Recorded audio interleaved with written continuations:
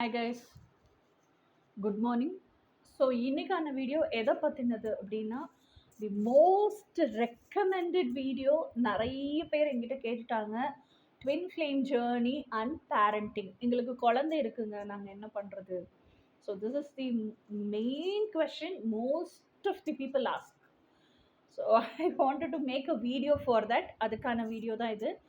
ஏன்னா இப்போ ஆக்சுவலாக நான் வந்து எந்த வீடியோ போட்டிருக்கணும்னா, இவ்வளோ தூரம் ஃபெமினைன் ரெடி ஆயிட்டாங்க ஃபிசிக்கல் யூனியனுக்கு. ஸோ மேஸ்குலைனுக்கு என்ன நடந்துட்டுருக்கு, இதுவுமே நிறைய பேரோட கேள்வி. ஆனால் அதுக்கிடையில் I felt this is a very urgent and important, உடனடியாக போடக்கூடிய ஒரு தகவலும் கூட அப்படிங்கிறதுனால இதை வந்து ரெக்கார்ட் பண்ணுறேன். ஸோ நெக்ஸ்ட் வீடியோ நம்ம டைரெக்டாக மேஸ்குலைனை பற்றி போயிடுவோம். ஓகே. ஸோ எனக்கு என்ன தோணுச்சு அப்படின்னா, இந்த பேரண்டிங் குழந்தைன்னு அடிச்சுக்கிறோம்ல, பேரண்டிங்னா ஆக்சுவலாக என்ன அப்படின்னு நீங்கள் புரிஞ்சுக்கிறீங்க அப்படின்னு எனக்கு தெரியல. பட் வாட் ஐ ஃபீல், இப்போ நான் பேச போகிறது எல்லாமே எந்த ஒரு புக்கை படிச்சுட்டோ எந்த ஒரு வீடியோ பார்த்துட்டோ நான் பேசவே இல்லை. என்னுடைய உணர்வு, ஒரு குழந்தையா நான் அம்மா அப்பா கிட்ட வளர்ந்த ஒரு உணர்வு, ஒரு தாயா எப்படி சொல்கிறது, ஒரு மகளை மிஸ் பண்ணுற உணர்வு, அதை தாண்டி ஒரு தாயா இந்த சமூகத்தின் மேலே எந்த அளவுக்கான பொறுப்பு நமக்கு இருக்கு அப்படிங்கிற ஒரு உணர்வு. ஏன்னா என்னுடைய சர்வீஸே அதை பேஸ் பண்ணி தான் இருக்கு, லைஃப் பர்பஸே அதை பேஸ் பண்ணி தான் இருக்கு. அப்படிங்கும் போது I just wanted to talk about it. இன்னொன்று, நான் இன்னும் ஸ்ட்ராங்காக என்ன சொல்லிக்க விரும்புகிறேன் அப்படின்னு சொன்னால், இன்னும் நம்ம தாய் வழி சமூகத்தில் தான் இருக்கிறோம். என்னதான் ஆண் வந்து தலையை தூக்கிட்டு டாமினேட் பண்ணுறான், என்னதான் டிக்டேட்டர்ஷிப்பாக இருக்கிறான் அப்படின்னாலும், பெண் எடுக்கிற ஒரு முடிவு, ஒரு தீப்பொறி இந்த பிரபஞ்சத்தையே மாத்துறதுக்கான சக்தி அவளுக்கு உண்டு. பெண் வடிக்கிற ஒரு துளி கண்ணீர், அதில் இருக்கக்கூடிய உப்பு, அதாவது கடல் தண்ணிக்கு கூட அந்த சக்தி கிடையாது. இரும்பையும் துருப்பிடிச்சு அழிக்கிற அளவுக்கான சக்தி இதுக்கு உண்டு. ஸோ நெகட்டிவ் சைட்லேயும் பெண்ணு தான், ஆக்ஷன் வைஸில் அது எப்படி சொல்கிறது, ஸ்ட்ராங்காக நிற்கிறா. பாசிட்டிவ் சைட்லேயும் பெண்ணு தான் ஆக்ஷன் வைஸில் ஸ்ட்ராங்காக நிற்கிறா. இதை முதல்ல நல்லா புரிஞ்சுக்குங்க. நீங்கள் ஆண் மாதிரி தாம் தூம்னு ஃபிசிக்கல் பலம் வேண்டாம் நமக்கு. ஆனால் ஃபிசிக்கல் பலமும் நமக்கு இருக்குது, அதை நம்ம உணரலை. ஆனால் mentally emotionally woman is strong. அதை நல்லா ஃபஸ்ட்டு தெரிஞ்சுக்குங்க. ஓகேயா? இன்னும் நம்ம சமூகம் தாய் வழி சமூகம் தான். ஒவ்வொரு குழந்தையும், அது ஆண் குழந்தையா இருந்தாலும் சரி, பெண் குழந்தையா இருந்தாலும் சரி, இந்த ஆம்பளை பையன் தான் வந்து அம்மாட்ட ரொம்ப க்ளோஸாக இருப்பாங்க. இதெல்லாம் ஹம்பக்குங்க. அம்மாக்கு இழுத்து இடுக்கி வச்சுக்கிறாங்க, இடுப்புல தூக்கி உட்கார வச்சுக்கிறாங்களா ஆம்பளை பையனை. ஏன்னா என்ன அவன் தான் பார்க்கணும், எனக்கு கொல்லி வைக்கணும், இந்த கான்செப்ட்ல. பட் குழந்தை சைடு பெர்ஸ்பெக்டிவ்ல இருந்து நீங்க யோசிச்சு பாருங்க, எல்லா குழந்தைக்கும் அம்மாவை தான் பிடிக்கும், அதுக்கப்புறம் தான் அப்பா. இது வந்து ஜென்ரல் சைக்காலஜி கான்செப்ட். ஓகேயா? ஸோ இன்னொன்று நான் என்ன சொல்கிறேன்னா, எல்லாருமே இந்த நிறைய கோட்ஸ் எல்லாம் படிப்போம்ல, அந்த கோட்ஸில் எல்லாம் தாயோட அஃபெக்ஷன் எந்த அளவுக்கு புனிதமானது அப்படின்னு எல்லாம் நிறைய கோட்ஸ் நான் பார்த்துருக்கேன். ஆனால் அந்த ஒவ்வொரு தடவையும் அந்த கோட் அந்த மாதிரி ஏதோ ஒன்று நான் வாசிக்கும் போது என் மைண்டுக்குள்ளே ஓடுற விஷயம் என்னென்னா, ஒரு தாய்ங்கிறவ அவளோட, நம்ம இந்த சொல்கிற இன்னர் சைல்டு அது இதெல்லாம் விட்டுருவோம், அதெல்லாம் அன்னைக்கு தேதிக்கு நமக்கு தெரியாது. ஓகேயா? இன்னர் சைல்டு வளரவே இல்லைன்னு கூட வச்சுக்கோங்க, இன்னும் இன்னர் சைல்டு ரணமாகவே இருக்குது, அப்படியே வச்சுப்போம். ஆனால் உலகத்தில் ஒரு 26 வயசு ஆகுது, இல்லை 25 வயசு ஆகுது, எனக்கு நான் ப்ரெக்னெண்ட்டாக இருக்கேன் அப்படின்னா, அந்த தாய்க்கு நல்லா விவரம் தெரியும். குழந்தை இப்படி தான் இருக்கும், குழந்தை இப்படி தான் உருவாகுது, இப்படி தான் வளர்ச்சி அடையுது, இப்படி தான் கை கால் உள்ள தெரியுது, ஸ்கேன் எல்லாம் பார்க்குறா, இதெல்லாம் தெரியுது. அந்த குழந்தைக்கு என்னென்ன தெரியும்? அந்த குழந்தை கருவிலிருந்து டிவைன் கனெக்ஷனில் தான் இருக்குது. தொப்புள் கொடியில் இருந்தாலும் டிவைன் கனெக்ஷனில் இருக்குது. தாய் சாப்பிட்றது தான் அந்த குழந்தை சாப்பிடுது. அது கண்ணு கூட திறந்துருக்காது, ஆனால் அதால் கேட்க முடியும், அதால் சுவைக்க முடியும், உணர முடியும், உணர்வுகளில் உள்வாங்கி மனசில் மெமரிஸாக பதிவுகளாக வச்சுருக்கும். ஓகேயா? ஸோ அப்படியே அப்பழுக்கில்லாமல் பிளைண்ட் ட்ரஸ்ட் அந்த மதர் மேலே, அந்த அளவுக்கான ஒரு அன்கண்டிஷனல் லவ் இருக்கக்கூடிய ஸ்டேட்டு. அப்போ இதில் எந்த லவ், தாயோட லவ் பெருசா, குழந்தையோட லவ் பெருசா? ஸோ இந்த ஒரு கொஸ்டின் எனக்கு எப்பவுமே இருக்கும். So I always stand for kids, I will never stand for parents. So I'm very sorry about this.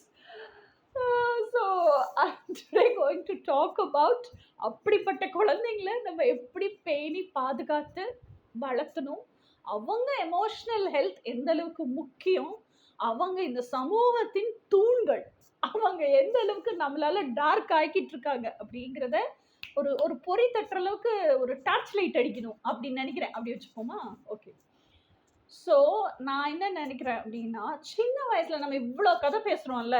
குழந்தை இருக்கு, குழந்தை இருக்கு, குழந்தை இருக்கு.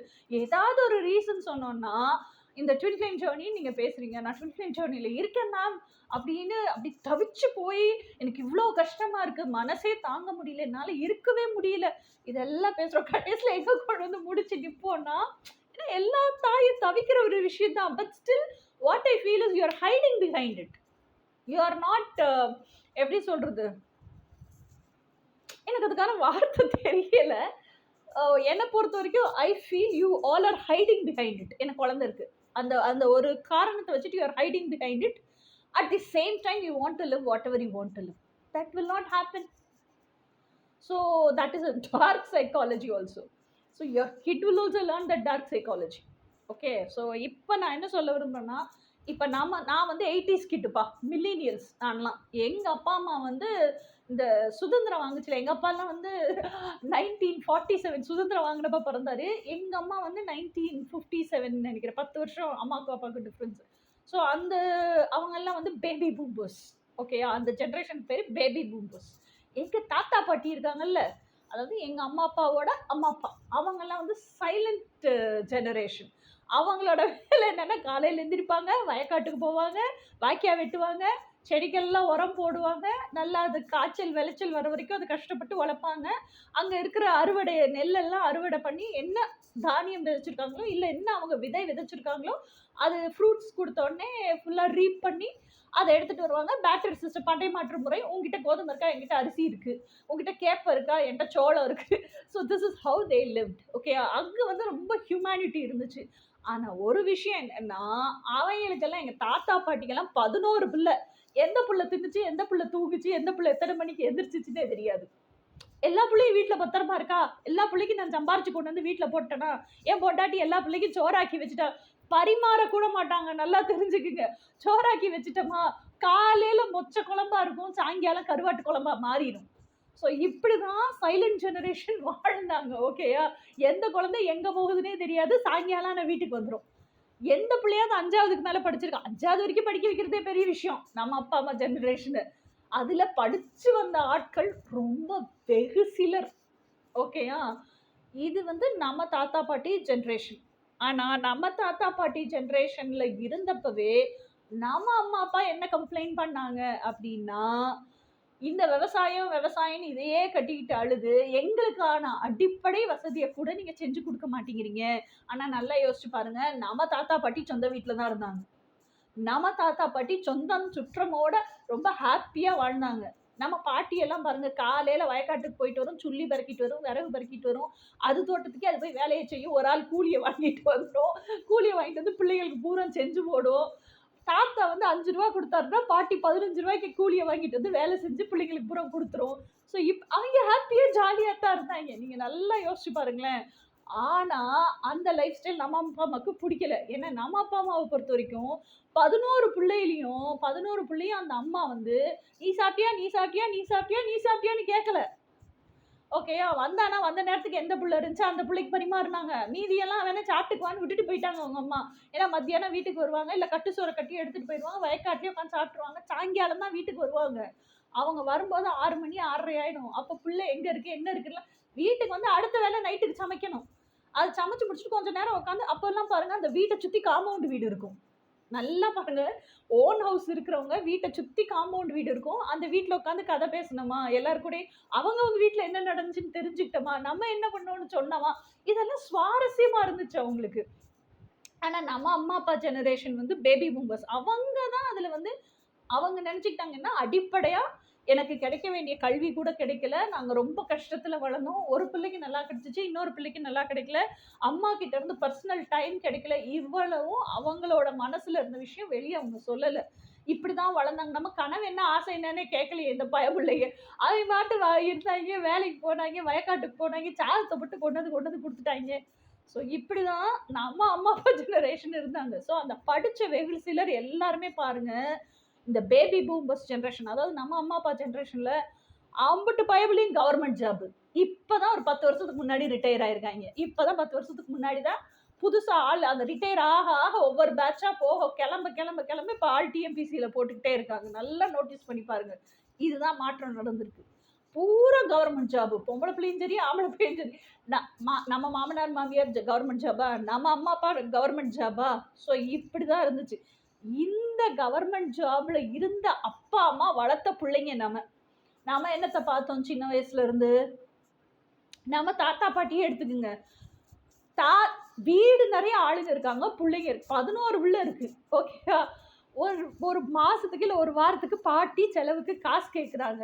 எங்க தாத்தா பீரோ, அதை என்ன சொல்லுவாங்க, அலமாரி, உட்டன் அலமாரி. அப்பெல்லாம் அதாவது செவரோட ஷெல்ஃப் இருக்கும். அந்த ஷெல்ஃபுக்கு கதவு போட்டு அதுக்கு ஒரு உள் பூட்டு வேற இருக்கும்.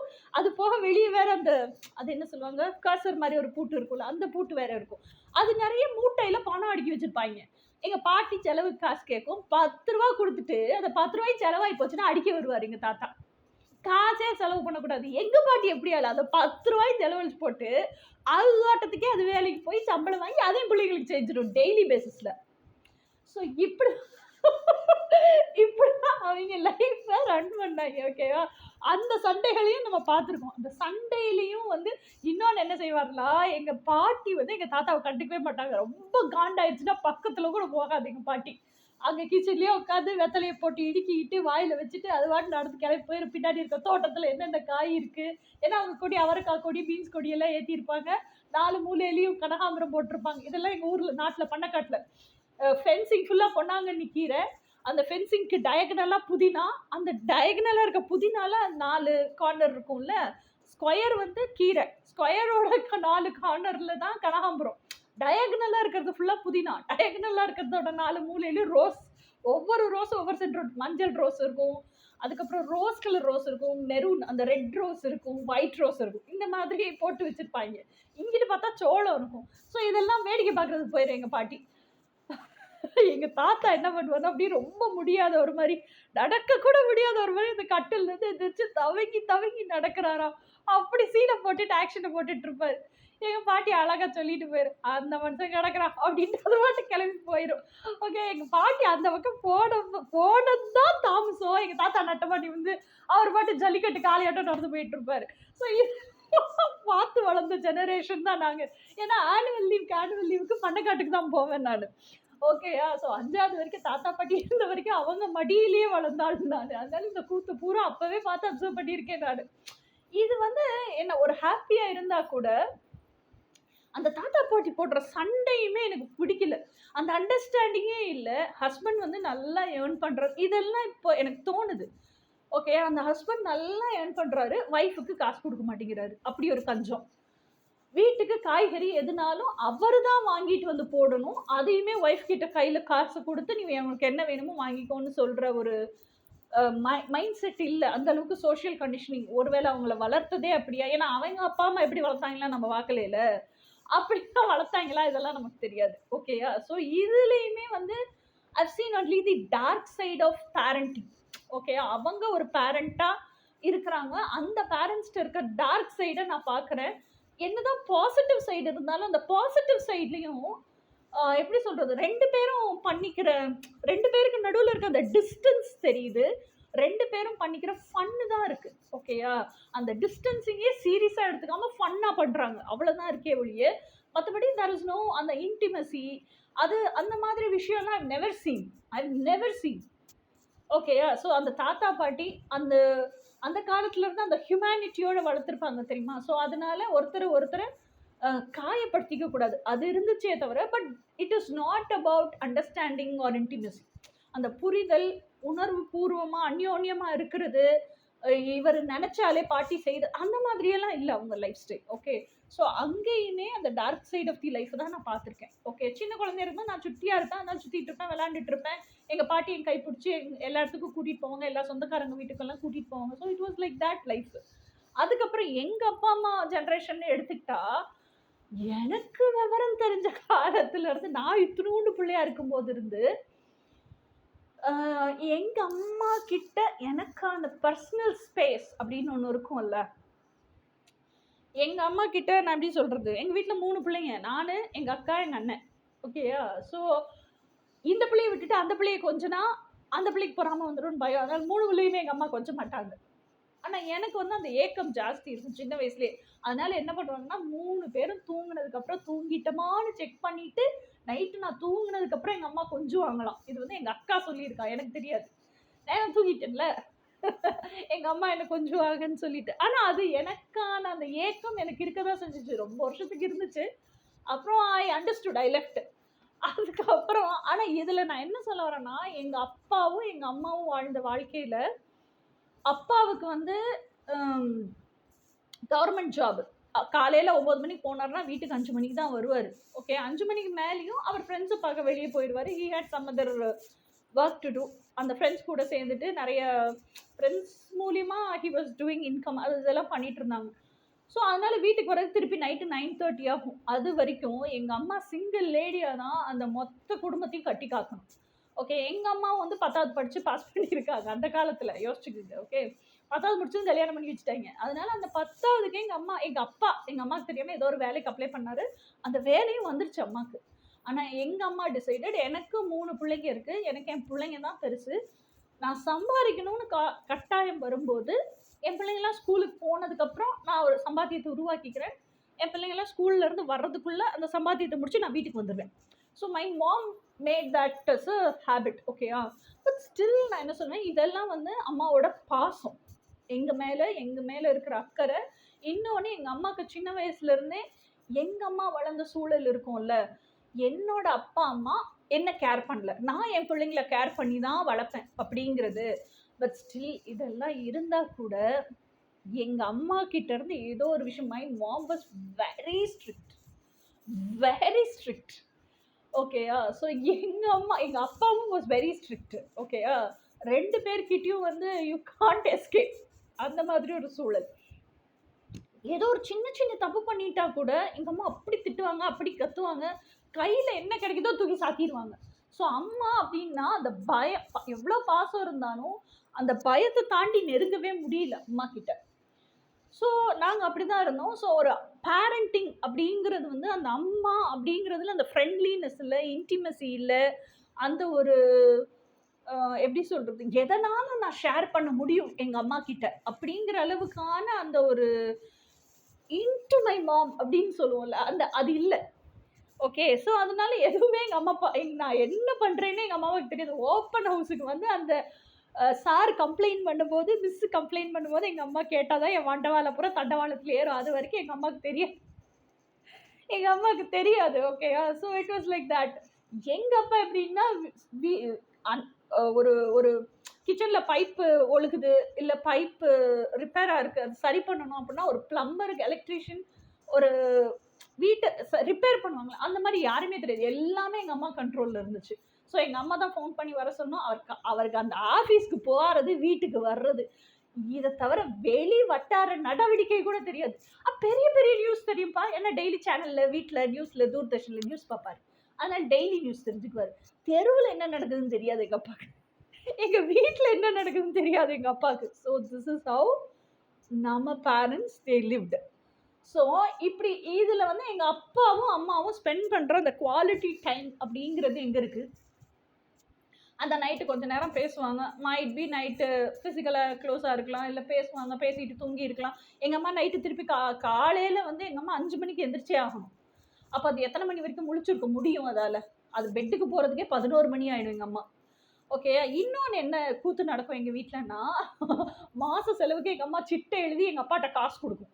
ஓகேயா. காசு குடுத்தா எங்க அம்மா ரூ. 8000க்கு சிட்டை போட்டிருக்குன்னு வச்சுக்கோங்க. எங்க அப்பா ரூ. 5000 குடுப்பாரு. ரூ. 5000 எப்படி பத்தும்? இது ஒரு கொஸ்டின். இது போக எங்க அப்பா இன்னொரு கூத்து வேற பண்ணுவாரு. என்ன பண்ணுவாருன்னா, இவர் ஒரு ஆளு தான் படிச்சவரு வீட்ல. ஓகேயா. இன்னொரு அத்தை இருக்காங்க. அப்பாவோட அக்கா. அவங்க தமிழ் பண்டிட்டா படிச்சுட்டு, அவங்க பண்ணக்காட்டுலயே வொர்க் பண்றாங்க. அப்பா தான் சிட்டிக்கு வந்திருக்காரு. ஸோ எங்க அப்பா வந்து லாஸ்ட்டுக்கு முந்தின பையன். ஓகே. அவங்க அந்த அத்தனை லிஸ்ட்ல. ஸோ மத்தவங்க பூரா அப்பாவ விட எல்டர். ஸோ அந்த எல்டர் பிள்ளைங்கலாம் என்னன்னா, விவசாயம் பண்ண பிடிக்காம சிட்டிக்கு வரணும். அப்போ சிட்டிக்கு வந்தா எங்க தங்க வைக்கிறதுன்னு தெரியல. எங்க சாப்பாட்டுக்கு வர்றதுன்னு தெரியல. பூரா பேரையும் கூட்டிட்டு வந்து வீட்ல தான் தங்க வச்சிருப்பாரு. வீட்டில் தான் தூங்குறாங்க, வீட்டில் தான் சாப்பிட்றாங்க அப்படின்னா ஜனத்தொகை பெருசு. அப்போ 5000 8000 கொடுக்க வேண்டிய இடத்துல 5000 கொடுத்துருக்கிறது எங்களுக்கே பத்தல. அப்போ இந்த எக்ஸ்ட்ரா டிக்கெட் எல்லாம் கூட்டிட்டு வர்றாரு, அதுக்கெல்லாம் யார் காசு கொடுப்பா? இது ஒரு அடுத்த கொஸ்டின். எங்க அம்மா இது எதுக்குமே ஆனா இன்னைக்கும் நான் சொல்றேன், எங்க அம்மா வந்து இதுக்கெல்லாம் வாயை திறக்காது, சண்டை போடும், எல்லாம் பண்ணும். எங்க அம்மா என்ன செய்யணும், நைட்டு 1 மணி 1:30 மணி வரைக்கும் ஜாமை கிண்டி வச்சுட்டு க்ரஷ் எல்லாம் தயாரிச்சு விற்று, அதுக்கப்புறம் காஃபி கொட்டை எங்களுக்கு எஸ்டேட் இருந்துச்சு. ஸோ அதுலேருந்து வர காஃபி கொட்டையெல்லாம் சேல்ஸ் பண்ணி அதில் வர எக்ஸ்ட்ரா வருமானத்தில் எங்களையும் பார்த்து அந்த ஜனத்தொகையை பூரா எங்கள் அம்மா கவனிச்சிருக்கு. ஏன்னா எங்கள் அம்மாவோட தங்கச்சிங்களையும் எங்கள் அம்மா பார்க்க வேண்டிய கட்டாயம் இருந்துச்சு. ஸோ இதெல்லாம் பார்த்து வளர்ந்த குழந்தைங்க தான் நாங்கள். இதுக்கும் பேரண்டிங்க்கும் என்ன சம்பந்தம் இருக்குன்னா, அதாவது நாங்கள் சின்ன வயசுலேருந்து எங்கள் அப்பா அம்மாவை அப்சர்வ் பண்ணது என்னன்னா, காலையில் அந்த 9 மணிக்கு எங்கள் அப்பா கிளம்புறாருல, கிளம்புறதுக்குள்ள எங்கள் அம்மாவே அப்படி பம்பரத்தை சுற்றின மாதிரி வேலை பார்த்துட்டு இருக்கோம். ஏன்னா எங்களை குளிப்பாட்டணும், எல்லாம் பண்ணணும், எங்கள் 3 பேரையும் ரெடி பண்ணணும், டிஃபன் பாக்ஸ் ரெடி பண்ணணும், அது போக மற்ற பிள்ளைங்களுக்கும் டிஃபன் பாக்ஸ் ரெடி பண்ணணும், அதாவது எங்கே இன்டர்வியூக்கு போதோ, வேலைக்கு போதோ, காலேஜுக்கு போதோ அம்புட்டையும் அனுப்பி வைக்கணும், எங்கள் அப்பாவையும் அனுப்பி வைக்கணும். அதுக்கப்புறம் தான் எங்கள் அம்மாவே உஷப்பாடான்னு உட்கார முடியும். ஓகேயா? இந்த சுச்சுவேஷனில் நை நை நை நைன்னு என்னத்தையாவது நொய் நொயின்னு கேட்டுக்கிட்டே இருப்பார். நிமிஷத்துக்கு நிமிஷம் ஹேமா ஹேமான்னு கூப்பிட்டுக்கிட்டே இருப்பார். எங்கள் அம்மா வேணாங்க மாமான்னு வந்து கேட்டுக்கிட்டே இருக்கும். அப்போ எத்தனை தடவை நடக்கிறது? நம்மளா இருந்தால் இதை செய்வோமா? யோசிச்சு பாருங்க. எத்தனை தடவை நடக்கிறது? செய்கிற வேலையை விட்டு போட்டு அடுப்பை சிம்மில் வச்சுட்டு இவர்கிட்ட வந்து நிற்கணும். உடனே என்னன்னு கேட்கணும், இல்லைன்னா அதுக்கு காண்டு வரும். ஓகே, ஏதோ ஒரு ஹெல்ப் பண்ணுறோன்னா அந்த ஹெல்ப்பை செஞ்சு முடிச்சுட்டு தான் திருப்பி அடுப்புக்கு போக முடியும். அதுலேயும் அது சரியாக செய்யலை, உடனே செய்யலைன்னு வேற காண்டு சண்டையே வரும். எங்களுக்கு தெரிஞ்சதெல்லாம் நாங்கள் என்ன பார்த்துருக்கோம் அப்படின்னா, என்னடா இவங்க பேசிக்கவே மாட்டேங்கிறாங்க, இவர் 9 மணிக்கு கிளம்பி போனார்னா 5 மணிக்கு வந்து அட்டெண்டன்ஸை போடுறாரு, சாயங்காலம் ஒரு டீயை வாங்கி குடிச்சிட்டு ஆள் 5:45 அப்ஸ்காண்ட் ஆயிடுறாரு, திருப்பி 9:30 தான் வர்றாரு எங்கள் அப்பா. திருப்பி வந்தப்புறமும் என்னத்தையோ சண்டையாக போடுறாங்க. இப்படியே இதைத்தான் நாங்கள் அப்சர்வ் பண்ணியிருக்கோம். ஓகேயா?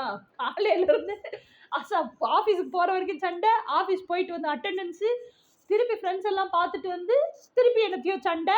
எங்கள் அம்மா வேலை பார்த்துட்டே இருக்கும். எங்கள் அம்மா வேலையெல்லாம் முடிச்சுட்டு போகிறதுக்கு அதான் சொன்னேன், க்ரஷ் அது இதெல்லாம் 1:30 மணி ஆயிரும். அதுக்குள்ளே எங்கள் அப்பா தூங்கியிருப்பாரு அங்கே பெட்டில், மாடியில். ஸோ இப்படி தான் அவங்க லைஃப் இருந்துச்சு. ஸோ இதுக்கு இடையில எங்கள் அம்மாவுக்கு இருக்க டென்ஷன் எல்லாம் எங்கள் அப்பாட்ட காமிக்கவே முடியாது. எங்கள் அப்பாவுக்கு நாங்கள் என்ன செய்கிறோன்னே தெரியாது. டெய்லி பேசிஸில் என்ன ஸ்கூலில் நடத்துகிறாங்க, என்ன பிள்ளைங்க பாடம் படிக்குது, என்ன புக்கு தேவை இருக்குது, ஷூ சாக்ஸ் என்ன தேவை இருக்குது, ஷூ கிழிஞ்சிருச்சா, இது எதுவுமே அப்பா அம்மார்களுக்கு தெரியாது. ஓகேயா? ஆனால் அப்பா தான் ஷூ போட்டு விடுவாரு, சாக்ஸ் போட்டு விடுவாரு. அந்த சாக்ஸ் கிழிஞ்சிருச்சுன்னா புது சாக்ஸாக இருக்கும், ஏன்னா எங்கள் அம்மா எடுத்து கொடுத்துருக்கும். Okay, this is how life was. நான் இத்தனைக்கும் செல்ல பிள்ளையாக வளர்ந்தவன் எங்கள் வீட்டில். ஆனால் எங்கள் அம்மா இந்த டென்ஷன் எல்லாம் என்ன பண்ணுன்னா அப்படியே கொண்டு வந்து எங்கள் மேலே தான் கொட்டும். ஏன்னா அந்த கோபம், ஆத்திரம், பிள்ளைங்களும் நம்மளை புரிஞ்சுக்க மாட்டேங்குதே, நமக்கு தகுந்த மாதிரி பிள்ளைங்க இல்லையே, நம்மளோட சூழலுக்கு தகுந்த மாதிரி அடாப்ட் ஆகிக்க மாட்டேங்கிறாங்களேங்கிற காண்டு எங்கள் அம்மாவுக்கு. இது ஒரு பக்கம். இன்னொரு சைடு என்னன்னா, காசு கொடுத்து பிள்ளைங்களை கெடுத்துடக்கூடாது அப்படிங்கிறது. ஏன்னா எங்கள் அப்பா கொடுத்த காசை எங்கள் அம்மாவே எண்ணி செலவு பண்ணுறாங்கிறதெல்லாம் பெருசாகி தான் எங்களுக்கு தெரியுது. சின்ன வயசில் அதெல்லாம் நான் உணரவே இல்லை. இதெல்லாம் நானாக உட்காந்து யோசிக்கும் போது, ஏன் கல்யாணத்துக்கு அப்புறம் 9 வருஷம் 10 வருஷத்துக்கு அப்புறம் நான் சஃபர் பண்ணும்போது இதெல்லாம் யோசிக்கிறேன். அப்போ தான் எனக்கு ரியலைஸ் ஆகுது, இந்த ஒரு மில்கி பார் சாக்லேட்டு சாப்பிட்றதுக்கு எங்கள் அம்மா காசு கொடுக்கலன்னு சொல்லிட்டு அவ்வளோ எங்கள் அம்மாவே திட்டியிருக்கேன்னா, அவ்வளோ எங்கள் அம்மாவை டார்ச்சர் பண்ணியிருக்கேன். அதெல்லாம் எனக்கு இன்னுமே ஞாபகம் இருக்குது. ஸோ அந்த அளவுக்கு அதுலேயும் எங்கள் அம்மா என்ன சொல்லுன்னா, அந்த கடைக்காரங்க சொல்லி வச்சுட்டு போயிருக்கோம், அவள் எப்போ கேட்குறாலோ சாக்லேட் கொடுத்துருங்க, நான் உங்களுக்கு மாத கடைசியில் காசு செட்டில் பண்ணுறேன் அப்படின்னு. அவங்க சாக்லேட் கேட்டால் கொடுத்துருவாங்க அதுக்கப்புறம் இருந்து. ஸோ இதெல்லாமே இருந்திருக்கு. ஸோ ஆனால் நான் இது எதுக்கு சொல்ல வரேன்னா, அப்போது அந்த அப்பா அம்மாங்கிற உறவுக்கு நடுவில் அந்த புரிதலே இல்லை, இன்டிமசியே இல்லை. அந்த bright side of the life எப்படி இருக்குன்னே நமக்கு தெரியல. நம்ம தாத்தா பாட்டியை பார்த்துருக்கோம், அவங்களும் சண்டையை போட்டுக்கிட்டே தான் இருந்தாங்க. நம்ம ஒரு என்ன சொல்கிறது, அப்பா அம்மாவாக பார்க்கும்போது அந்த அப்பா அம்மா அப்படிங்கிற ஸ்தானமும் வந்து எப்படி இருக்குன்னா, அவங்க 2 பேருக்கு நடுவில் ஒரு அண்டர்ஸ்டாண்டிங்கே இல்லை. ஒரு பேரண்ட்ஸ் அப்படின்னு நம்ம ஒரு முன்னுதாரணம், சொசைட்டி பிகின்ஸ் ஃப்ரம் பேரண்ட்ஸ் தான். பேரண்ட்ஸுக்கு அப்புறம் தான் மற்ற சர்க்கிளே நம்மளுக்கு ஸ்டார்ட் ஆகுது. ஒவ்வொரு குழந்தைக்கும் அப்படி தான். இந்த பேரண்ட்ஸே இவ்வளோ டார்க்காக பார்த்துட்டே இருந்தா எப்போ பாரு சண்டை. இன்றைக்கி நான் சிரிச்சிட்டு சொல்கிறேங்க, ஆனால் அது சின்ன வயசுலேருந்து நமக்கு எமோஷ்னலாக எந்த அளவுக்கு பாதிப்பு உருவாக்கியிருக்கோம். நீங்கள் யோசிச்சு பாருங்க, குழந்தைங்க எப்போவுமே அம்மா அப்பா சொல்லி கொடுக்குற விஷயத்துலேருந்து விஷயங்களை கற்றுக்க மாட்டாங்க. சொல்லி கொடுக்கறதெல்லாம் அவங்களுக்கு ஓகேன்னு கதை கேட்டுட்டு போயிடுவாங்க. ஆனா அம்மா அப்பா என்ன வாழ்க்கை வாழ்றாங்களோ அதுல இருந்து தான் மெமரிஸ் எடுத்துக்குவாங்க. விஷயங்கள் அவங்க மனசுக்குள்ள ஸ்டோர் ஆகி நிக்கும். நான் எப்ப இத அனலைஸ் பண்ணியிருக்கேன், எனக்கு கல்யாணம் ஆகி 9 வருஷம் கழிச்சு நான் சஃபர் பண்ணும்போது இந்த மெமரிஸ் எல்லாம் என்னால ரீகால் பண்ணி பேக் போய் அனலைஸ் பண்ணி பார்க்க முடியுது. இன்ட்ராஸ்பெக்ட் பண்ணி பார்க்க முடியுது. அப்போ குழந்தைங்க வந்து அம்மா அப்பா வாழ்ற வாழ்க்கைய உதாரணமா எடுத்து தான் வாழ்வாங்க. நீங்க சொல்லிக் குடுக்கறத கேட்டு அவங்க வாழவே மாட்டாங்க. ஸோ பிள்ளைங்க முன்னாடி நீங்க எப்படி இருக்கிறீங்களோ அதுதான் பதியும். பேரண்ட்ஸ் தான் பிள்ளைங்களுக்கு ரோல் மாடல். அத நல்லா தெரிஞ்சுக்குங்க. இது என்ன சொன்னீங்கனாலும் மாத்தவே முடியாது. அதுவும் அம்மா வாழ்ற வாழ்க்கை ஒவ்வொரு பிள்ளை மனசுலயும் அப்படியே ஆணி அடிச்ச மாதிரி பதியும். ஏன்னா, அப்பா கூட சண்டை போட முடியாது அம்மாவால. ஓகேயா? அம்மா என்ன செய்வாங்கன்னா, அப்பா கூட கத்துற மட்டும் கத்திட்டு, ஆனா அப்பா அதுக்கு அக்செப்டே பண்ணல. அவரும் காண்டு போட்டுட்டு வெளிய போயிட்டாருன்னு வச்சுக்கோங்க. கிச்சன்ல வந்து நின்னு அம்மா என்ன செய்வாங்கன்னா, பாத்திர பண்டத்த எல்லாம் உருட்டிட்டு, காய் நறுக்கும்போது அழுதுகிட்டே அந்த வேலைய செய்வாங்க கிச்சன்ல. அப்ப அந்த அழுகுற அம்மாவோட எமோஷன் நம்மளுக்குள்ளயும் உள்வாங்குறோம். நம்மளும் ஸ்பாஞ்ச் மாரி தான் உள்வாங்குறோம். அழுகுற அம்மாவையே பார்த்துட்டு இருக்கோம். கத்திக்கிட்டு இருக்க அம்மாவையே பார்த்துக்கிட்டு இருக்கோம். திட்டு வாங்கிட்டு இருக்க அம்மாவையே பார்த்துக்கிட்டு இருக்கோம். இதுக்கிடையில எங்க அப்பாக்கெல்லாம் யங் ஏஜ்ல பயங்கர காண்டு வரும். என்னமோ ஒண்ணு சாதம் பரிமாறும்போது தானே பேசுறதுக்கான டைமே கிடைக்குது அப்பாவுக்கும், அம்மாவுக்கும். ஏதோ ஒண்ணு எங்க அம்மா சொல்ற விஷயம் அப்பாவுக்கு பிடிக்கல. இல்ல அப்பா சொல்றது ஏன்னா எங்க அப்பாவுக்கு வந்து இன்னொன்னு இந்த ஜென்ஸ்ட்ட இருக்கிறதெல்லாம் என்னன்னா, இந்த மொய், மொற, சடங்கு இதெல்லாம் எதுவுமே தெரியாது. அதுலயும் வேற என்ன சொல்லுவாங்கன்னா, நான் சொல்றத கேளு. என் கையில இப்போதைக்கு காசு இல்ல. இந்த ஃபங்ஷன் நம்ம சும்மா போய் அட்டெண்ட் பண்ணிட்டு வருவோம். எப்ப காசு இருக்கோ அப்ப குடுத்துக்குவோம். நம்ம என்ன மொற செய்யணும், வாங்கி குடுக்கணுமோ குடுத்துக்குவோமா. எந்த முட்டா பயலாவது இத அக்செப்ட் பண்ணுவானா? யோசிச்சு பாருங்க. சபைக்கு போய் நிக்கும்போது எம்ப்டி ஹேண்டோட போய் நின்னுட்டு, அப்புறம் என் கைக்கு காசு வரும்போது நான் மொய் முறை செஞ்சுக்கிறேன்னா யாரு? இதுக்கு எங்க அம்மா அவ்ளோ எக்ஸ்பிளைன் பண்ணும். ஒரு ஸ்டேஜ்ல வெறுத்து போய் சண்டை போடும். எக்ஸ்பிளைன் பண்ணா மண்டையில ஏறாது. சண்டை போடும். இது வந்து எங்க அப்பா பேச்ச எங்க அம்மா கேட்கலையாமா. அப்படியே டேபிளோட கவுத்தி விட்டுருவாரு. ஃபுல்லா என்ன சோறு, குழம்பு எல்லாம் எங்க அம்மா அவ்ளோ கஷ்டப்பட்டு சமைச்சிருக்கோம். ஸோ இதெல்லாமே சின்ன வயசுல நம்மள பாதிக்குது.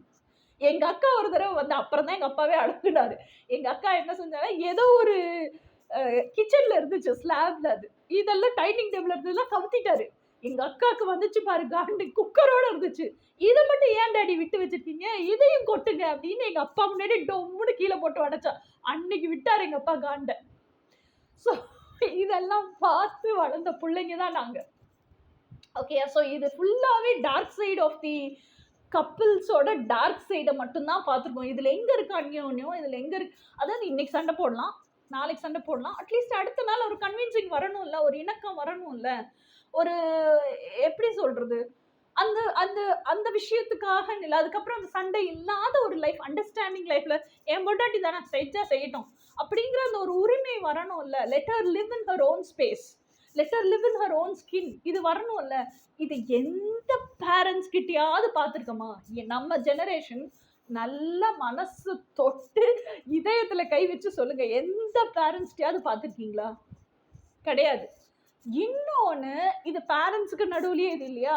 குழந்தைங்க கிட்ட அவங்க எப்படி இருந்தாங்கன்னா, எங்க அம்மாவும் பகல் பூரா விக்க போயிடும். ஓகேயா? இது நைட்டு ஜாம் இதெல்லாம் செய்யுதுல்ல, 2 பையிலையும் தூக்கிக்கிட்டு பஸ் ஏறி ஸ்கூலா போய் ஸ்கூல்ல இருக்க டீச்சர்ஸ், ஸ்கூலுக்கு வர பேரண்ட்ஸ் இவங்களெல்லாம் பார்த்து விக்க போயிடும். வித்து வர காசுல தான் வீட்ட மேனேஜ் பண்றாங்க. ஸோ அவ்ளோ ஹார்ட் ஒர்க் பண்றாங்க. அந்த அலைஞ்சிட்டு வர எரிச்சல் இதெல்லாமே எங்க மேல தான் காமிப்பாங்க. அந்த வயசுல எல்லாம் எனக்கு புரிஞ்சுக்க தெரியாதுல்ல. எந்த குழந்தைக்குமே புரிஞ்சுக்க தெரியாதுல்ல. அப்பாவும் வந்து ஹி நெவர் ஹேட் அவர் தான் வந்து காலையில நாங்க ஸ்கூலுக்கு கிளம்பும்போது அவரும் கிளம்பிடுவாரு. அந்த பேசுற டைம்ங்கிறதே இருக்காது. இருக்கிற டைம்லயும் அப்பாவும் அம்மாவும் சண்டை போட்டே இருக்காங்க. பிள்ளைங்க பயந்துட்டு தள்ளி தான் நிப்போம். ஸோ அப்பா கிட்டங்கிற க்ளோஸ்னஸும் அந்த குழந்தைக்கு கிடைக்கிறது இல்ல. அடுத்தது இந்த ஈவினிங் டயத்துலயாவது வீட்டுக்கு வந்து கொஞ்ச நேரம் இருக்கிறதே காப்பி குடிச்சிட்டு ஓடிடுறாரு. திருப்பி நைட்டு தான் வர்றாரு. நைட் அவர் வர்ற நேரத்துக்கு நாங்க தூங்கி இருப்போம். ஸோ அப்ப அந்த அப்பா கிட்ட இருக்கிற அந்த இணக்கம் அப்படிங்கிறதும் இல்ல. அப்போ இந்த நம்ம அம்மா அப்பா ஜெனரேஷன்ல இன்னொன்னு என்ன பண்ணாங்கன்னா, நமக்கு தான் கிடைக்கல. அதெல்லாம் நம்ம பிள்ளைங்களுக்கு கிடைக்கணும். அப்படின்னு சொல்லிட்டு அவங்க பூராமே சொத்து சேர்க்கிறதெல்லாம் இன்னைக்கு பாருங்க. நம்ம அம்மா அப்பா ஜெனரேஷன் பூரா நல்லா ஏர்ன் பண்ணி கவர்மெண்ட் ஜாப், அம்மாவும் வீட்ல இருந்து ஏதோ ஒரு ஜாப் பார்த்துருப்பாங்க. நல்லா ஏர்ன் பண்ணி எல்லாருமே சொத்து சேர்த்திருப்பாங்க. இடம் அதாவது 2, 3 சைட் வச்சிருப்பாங்க எப்படியும். ஒரு வீட்டுக்கு 2 வீடு வச்சிருப்பாங்க. வாடகை வருமானம் இருக்கும்.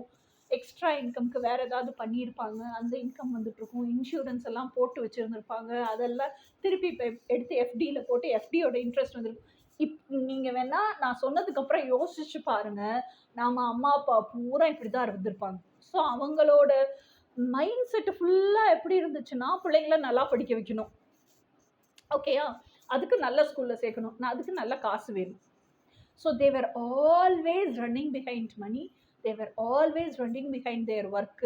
They were always chasing after what they want. குழந்தைங்க கிட்ட செலுத்துற கவனம், டைம் இதெல்லாம் குறைஞ்சு போச்சு. ஆனா இந்த சொத்து பத்தெல்லாம் இப்ப வச்சுக்கிட்டு இப்ப நம்ம ஜெனரேஷனுக்கு வருவோம். அம்மா அப்பா சொத்து சேர்த்து வச்சுட்டாங்களா? நாம எப்படி வளர்ந்துருக்கோம்? இந்த டார்க் சைடே பார்த்து பார்த்து பார்த்து சின்ன வயசுல இருந்து எப்படி ஆயிட்டோம்? ஐயோ அரேஞ்சு மேரேஜ்னால தான் இம்புட்டு கஷ்டமும். அரேஞ்சு மேரேஜில் என்னத்தை தான் ஜாதகத்தை பார்த்து கல்யாணம் பண்ணி வச்சாலும் 10 பொருத்தம் பார்த்து கல்யாணம் பண்ணி வச்சாலும் மனப்பொருத்தம் இல்லாட்டி புரிஞ்சுக்கிறவன் நம்ம ஹஸ்பண்டா வராட்டி இப்படிதான் அவஸ்தைப்படணும் அப்படின்னு சொல்லிட்டு நாம என்ன பண்ணியிருக்கோம் அப்படின்னா, நமக்கு இந்த லைஃபே வேணான்னு எல்லாம் நம்ம ஜென்ரேஷன் எல்லாமே லவ் பண்ணி மேரேஜ் பண்ணிட்டா இந்த பிரச்சனை சால்வ் ஆயிடும் அப்படின்னு சொல்லி நிறைய மில்லேனியல்ஸ் லவ் பண்ணி தான் மேரேஜ் பண்ணியிருக்கோம்.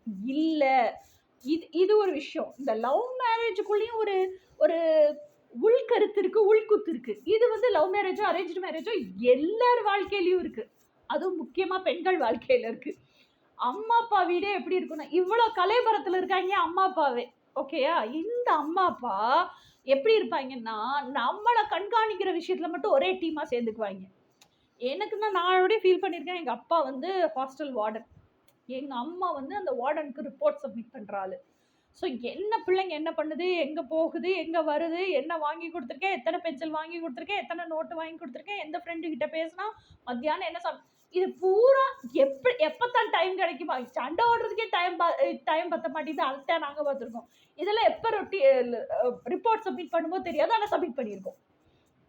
ஸோ இந்த ஒரு சிஸ்டமே பிடிக்கலையா? அந்த ஒரு இன்டிமசியில் அம்மா கிட்ட க்ளோஸாக போக முடியல, அப்பா கிட்ட டைமே இல்லை.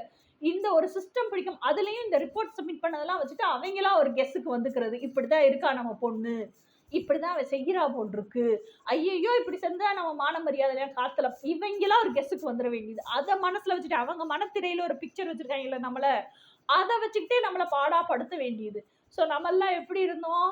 இங்கேருந்து பிச்சுக்கோ பிடிக்கோன்னு ஓடினா போதுண்டான்னு கல்யாணம் பண்ணிட்டு ஓடணும். நம்மெல்லாம் நல்லா நினச்சி பாருங்க, நல்லா யோசிச்சு பாருங்க.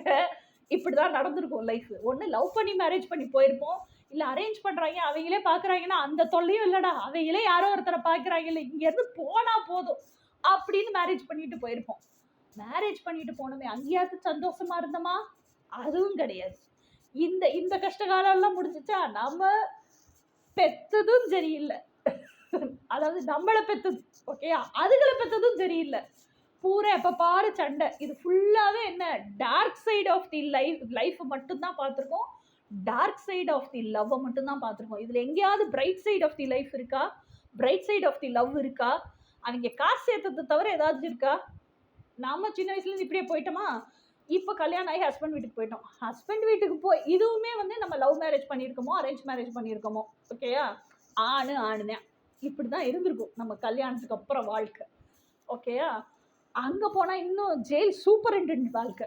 ஐயையோ, எங்கள் வீட்டுக்காரர் தான் ஜெயில் சூப்பரிண்டென்ட், எக்ஸ் ஹஸ்பண்ட். அவர் தான் சூப்பரிண்டென்ட், எங்கள் மாமியார் தான் ரிப்போர்ட் சப்மிட் பண்ணுறாள். ஐயோ சாமி, முடியலான்னு முடியலடா என்னால அப்படின்னு அங்கேயும் பயங்கர டென்ஷனு. ஓகேயா, இந்த டென்ஷனுக்கு இடையில பேரண்டிங்னா என்ன, இந்த ஏஜ்ல பேரண்டிங் தேவையா, இந்த மைண்ட் செட்ல பேரண்டிங் தேவையா, இதெல்லாம் யோசிக்கவே இல்லை. 2 பேரும் சேர்ந்து இருந்தோம், குழந்தை பிறந்துச்சு, கன்சீவான குழந்தை பிறந்துச்சு, டெலிவரி ஆயிடுச்சு, குழந்தை கையில் இருக்கு. ஓகே, ஸோ இந்த குழந்தை பிறந்ததுக்கு அப்புறம் தான் நான் நிறைய விஷயத்தை யோசிக்க ஆரம்பிக்கிறேன். ஏன்னா என்னால் வந்து எப்படி சொல்கிறது, இப்போ வரைக்கும் நம்ம குழந்தையா இருந்து நம்ம பேரண்ட்ஸை பார்க்குறோம். ஓகேயா, ஸோ அப்போது அந்த பேரண்ட்ஸ் கிட்ட என்னெல்லாம் மைனஸ் இருந்துச்சோ அதெல்லாம் நம்ம குழந்தை அனுபவிக்க கூடாதுன்னு நம்ம நினைக்கிறோம். அப்போது என்னோட லைஃப் ஆனால் எப்படி இருக்குது, எக்ஸ் ஹஸ்பண்ட் கூட எனக்கு இங்கேருந்து பிச்சுக்கிட்டு போனால் போதும் போல இருக்கு, அப்படி இருக்குது. ஏன்னா ஒவ்வொரு நிமிஷமும் சண்டை. ஸோ அப்போ தான் எனக்கு ஒரு திங்கிங் வருது. என்ன ஒரு மதராக ஒரு திங்கிங் வருது. என்ன வருதுன்னா, இதை பார்த்து பார்த்து பார்த்து வளர்ந்து வளர்ந்து தான் எமோஷ்னலாக அவ்வளோ கஷ்டப்பட்டேன் நான். ஓகேயா? எனக்கு எனக்கு பேரண்ட்ஸே பிடிக்காம போனது, வீட்டில் ஒரு இன்டிமசி இல்லை, எனக்கு ஒரு பிரச்சனை கஷ்டம்னா கூட அதை போய் சொல்கிறதுக்கு யாரும் இல்லை, எனக்குன்னு க்ளோஸ் அப்படின்னு எல்லா குழந்தையும் அவங்க அம்மாவை தானே எதிர்பார்க்கும். எனக்கு அந்த சான்ஸே கிடைக்கல. ஸோ எனக்குன்னு க்ளோஸாக யாருமே இல்லை அப்படிங்கிற இந்த ஒரு வருத்தம்லாம் எனக்கு நிறைய இருந்துச்சு. அதுக்கப்புறம் இது இது இது வந்து எமோஷ்னலாக என்னை பாதிச்சிருக்குங்கிறது எனக்கு தெரியுது. இன்னொன்று நான் என்ன நினைப்பேன்னா, ஒரு வேளை இந்த மாதிரி எல்லாம் இல்லாமல் எங்கள் அம்மா எனக்கு வந்து பயங்கர, எங்கள் அம்மா தான் ஃபஸ்ட்டு ஃப்ரெண்டு, என்னோட பெஸ்ட்டு ஃப்ரெண்டு, இன்டிமேட் ஃப்ரெண்டாக இருக்காங்க. எனக்கான ஸ்பேஸை கொடுத்துருக்காங்க. நான் எல்லாமே எங்கள் அம்மாட்ட பேச முடியும். அது ரொம்ப கான்ஃபிடென்ஷியலாக இருக்கும். எங்கள் அம்மா எல்லா பிரச்சனைக்குமான சொல்யூஷன் எனக்கு கொடுப்பாங்க, கைடன்ஸ் எனக்கு கொடுப்பாங்கங்கிற நம்பிக்கை இருந்துருச்சுன்னு வச்சுக்கோங்களேன். நான் லவ்வே பண்ணியிருந்திருக்க மாட்டேன். இந்த ஒரு பெரிய என்ன எப்படி சொல்றது, புழுக்கமும் எனக்குள்ள இருந்துச்சு. நான் அங்கேருந்து தப்பிச்சு வரணும்னு சொல்லி தான் ஒருத்தரை லவ் பண்ணி அந்த ஆள் கூட வந்து இன்னைக்கு அதை விட பயங்கரமாக கஷ்டப்பட்டுட்டு இருக்கேன். இந்த கஷ்டத்துல இருந்து இப்போ குழந்தையும் பிறந்துருச்சு. இன்னமும் நாங்கள் அடிச்சுக்கிட்டு இருக்கதை, நாங்கள் சண்டை போடுறத, நான் மிதி வாங்குறதெல்லாம் என் மக பார்த்துட்டு இருக்கா. ஏன்னா எங்கள் அம்மா கிச்சனில் அழுதுகிட்டே வேலை பார்த்ததை நான் பார்த்தது, இன்னும் அந்த பாதிப்பு எனக்குள்ள இருக்கு. அப்போ இதே பாதிப்பை நான் என் மகளுக்கு கொடுக்கணுமா அப்படிங்கிறது தான் என்னுடைய ஃபர்ஸ்ட் கொஸ்டினாக இருந்துச்சு. அதாவது என் மகளுக்கு அம்மா வேணும் வேணாம், இதை தாண்டி இந்த எமோஷனல் ட்ராமா வேணுமா வேணாமாங்கிற கொஸ்டின் எனக்கு வந்துருச்சு. ஸோ நம்ம மகளும் இப்படி ஒரு லைஃப் சாய்ஸை சூஸ் பண்ணணுமா? ஏன்னா நான் வந்து எங்கள் வீட்டில் இருந்து பிச்சுக்கிட்டு ஓடி வரணும்னு தான் லவ் பண்ணியே மேரேஜ் பண்ணியிருக்கேன். ஸோ அப்போ என் பொண்ணும் அதை சூஸ் பண்ணணுமாங்கிற ஒரு ஒரு பெரிய கொஸ்டின் மார்க் எனக்கு மனசுக்குள்ளே வந்துருச்சு. So what I did was, என்னை பொறுத்த வரைக்கும் நான் என்ன what I will tell is, நானே வந்து கம்ப்ளீட்டாக ஃபினான்ஷியலாக டிபெண்ட். ஓகேயா? 5 பைசா கிடையாது. நான் என்னோட எக்ஸ் ஹஸ்பண்ட் வீட்டிலேருந்து வெளியே வரும்போது போட்டிருக்க துணியோடு வந்திருக்கேன் அம்மா அப்பா வீட்டுக்கு. இன்னொன்று, எங்கள் அம்மா அப்பா வீட்டில் சூழ்நிலை எப்படின்னு எனக்கு தெரியும். 1 பைசா கொடுக்கணுனாலும் கணக்கு பார்ப்பாங்க. ஸோ எனக்கு காசு வாங்குறதுக்கே நான் என்னெல்லாம் செய்ய போகிறேன்னு ஒப்பிச்சு காசு வாங்கணும். என் மகளுக்கு செய்யணும் அப்படின்னா அவளோட பூரா வாழ்க்கையும், அவளோட விருப்பங்கள், அவள் என்கிட்ட பேசுகிற அத்தனை டைலாக்கையும் என் பெற்றவங்கிட்ட ஒப்பிச்சு காசு வாங்கணும். அதுக்கு ஃபர்ஸ்ட் ஆஃப் ஆல் நான் தயாராகவே இல்லை. ஓகேயா? ஸோ ஒரு பேரண்ட்டாக நான் என்ன செய்ய முடியுங்கிறத யோசித்தேன்.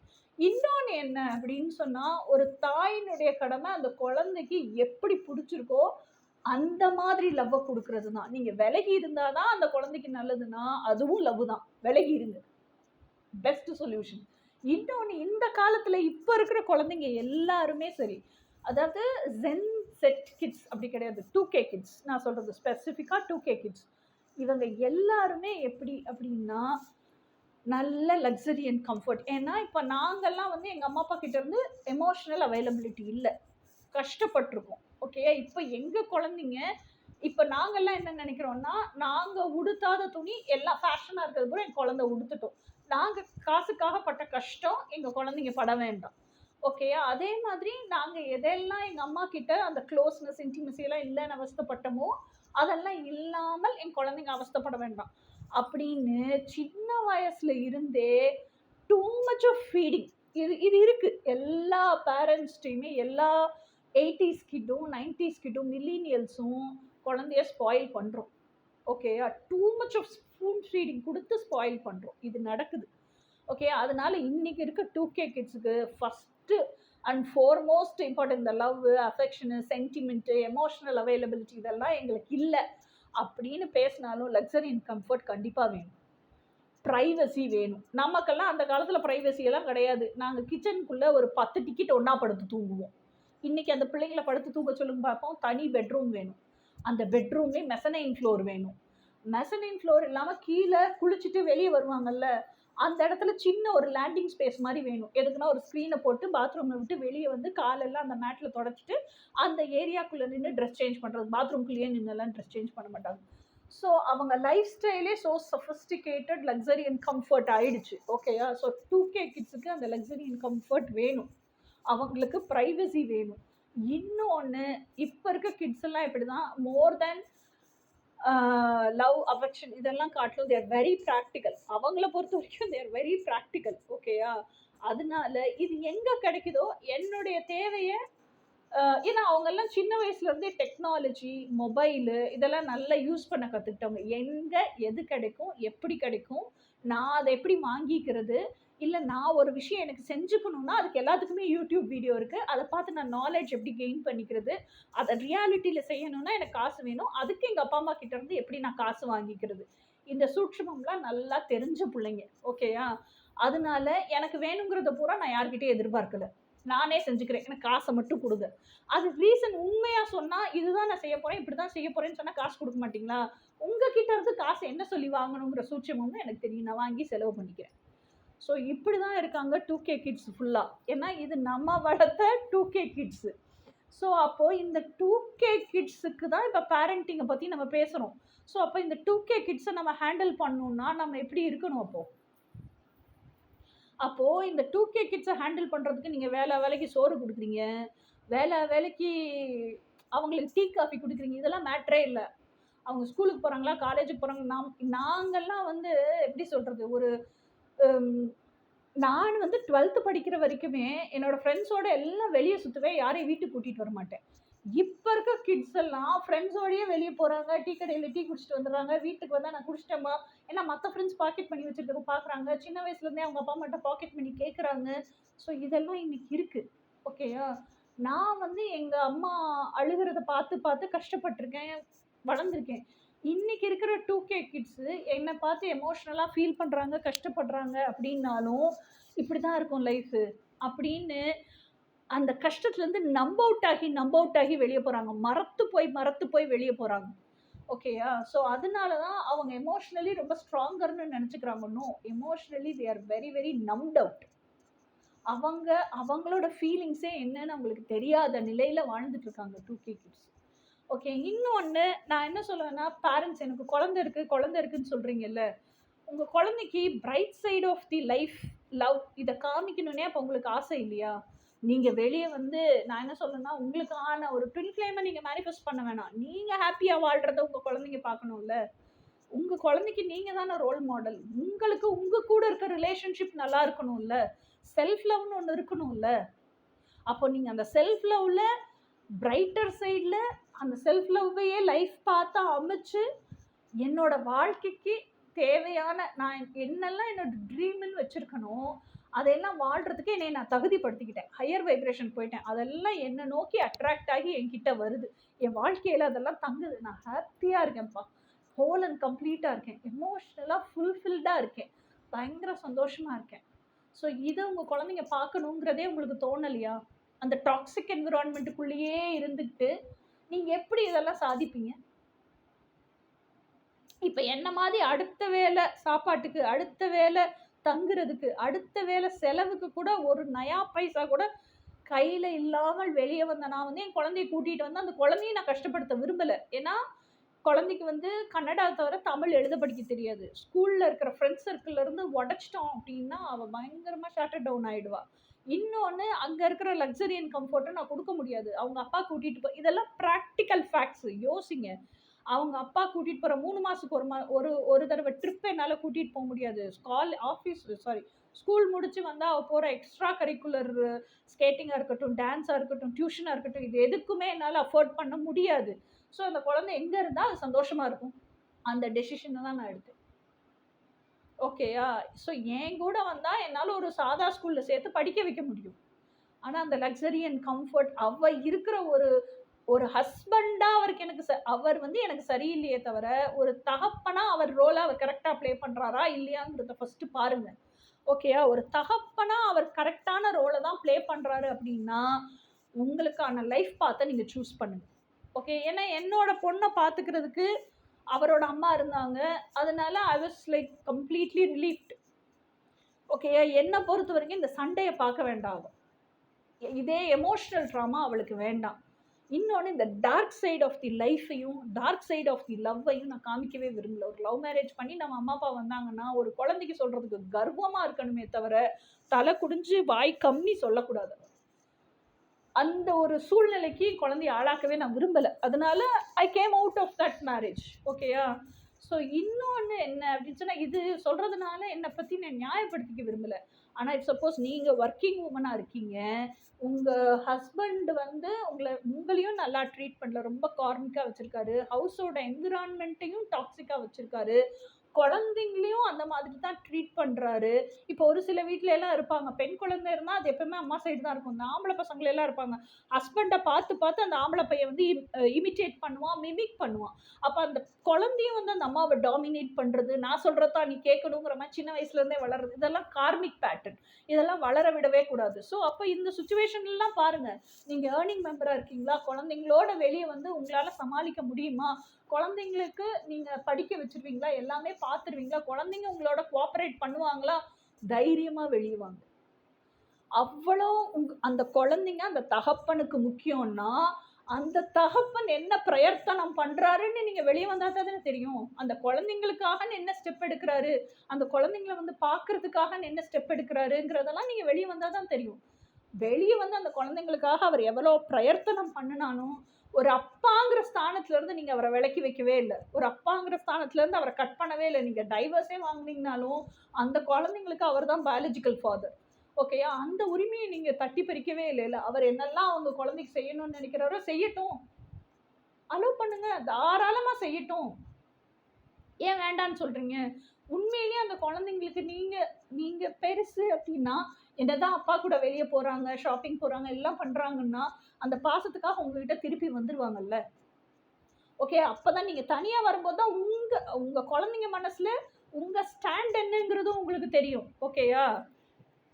இதெல்லாம் தாண்டி இந்த bright side of the life, bright side of the லவ்வை கண்டிப்பான முறையில் நம்ம காமிக்க வேண்டிய அவசியம் இந்த குழந்தைங்களுக்கு இருக்கு. ஏன்னா இப்போ இருக்க 2K கிட்ஸ் என்ன மைண்ட் செட்டில் இருக்காங்கன்னா, ஐயோ தாத்தா பாட்டி இப்படி தான் சண்டை போட்டாங்க, நம்ம அம்மா அப்பாவும் இப்படி தான் சண்டை போட்டுக்கிட்டு இருக்காங்க, நம்ம தாத்தா பாட்டியோட அப்பா அம்மாவும் இப்படி தான் சண்டை போட்டாங்க, லைஃப்னாலே இப்படி தான் இருக்கும் போல் இருக்கு.